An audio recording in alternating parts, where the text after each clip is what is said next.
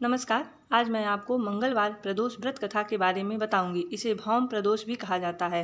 मंगलवार के दिन प्रदोष व्रत करने से समस्त रोगों का नाश हो जाता है। अतः इस दिन महाबली का पूजन करना चाहिए। इस दिन गेहूं और गुड़ का भोजन सर्वश्रेष्ठ होता है।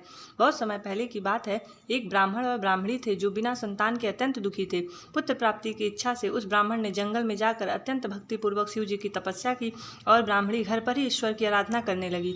वह ब्राह्मणी नियम पूर्वक प्रत्येक मंगल को हनुमान जी का भोग लगाती थी तथा बाद में स्वयं प्रसाद स्वरूप भोजन ग्रहण करती थी। एक बार एक पर्व आया जिसमें बिना कुछ भोजन किए निर्जल व्रत करना था। अतः ब्राह्मणी उस मंगलवार को हनुमान जी को नैवेद्य न अर्पित कर सकी। अतः उसने संकल्प किया कि अगले मंगलवार को मैं हनुमान जी को भोग लगा दूंगी, तभी भोजन करूंगी।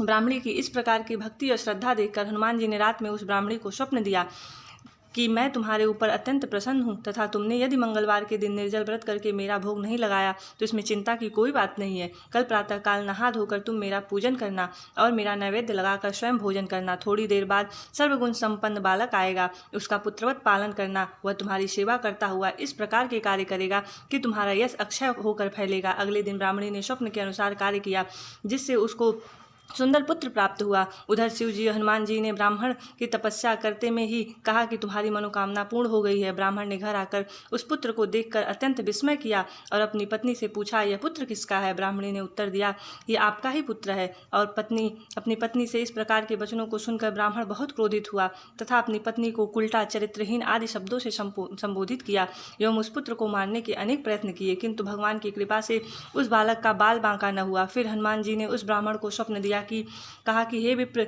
अपनी पत्नी एवं पुत्र के चरित्र के विषय में किसी प्रकार का संदेह न करो। मैंने तुम्हारी तपस्या और तुम्हारी पत्नी की भक्ति को देखकर इस पुत्र को वरदान में दिया है। यह बालक तुम्हारी सेवा करता हुआ तुम्हारी कीर्ति को चारों ओर फैलाएगा। दूसरे दिन से ब्राह्मण अपनी पत्नी और पुत्र से प्रेम करने लगा और सुख में रहने लगा। इस लोक में अनेक सुखों को भोगता हुआ वह अंत में मोक्ष पद को प्राप्त हुआ। जो कोई भी भौम प्रदोष का व्रत करता है या पवित्र कथा को सुनता है, उसके समस्त पाप नष्ट हो जाते हैं एवं संपूर्ण मनोकामनाएं पूर्ण होती हैं। हर हर महादेव। धन्यवाद।